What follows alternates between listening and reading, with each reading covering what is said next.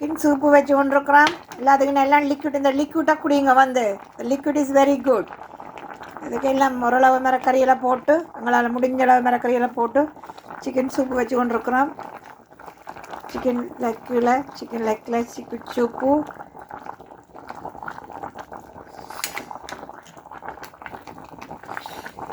And then chicken soup with the garlic bread.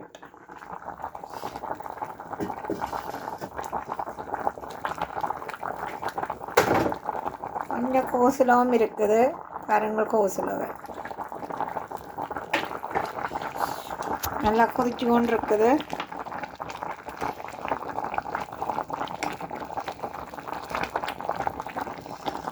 Chicken soup இதெல்லாம் போட்டிருக்குது, ப்ரொக்கோலியும் போட்டிருக்குது.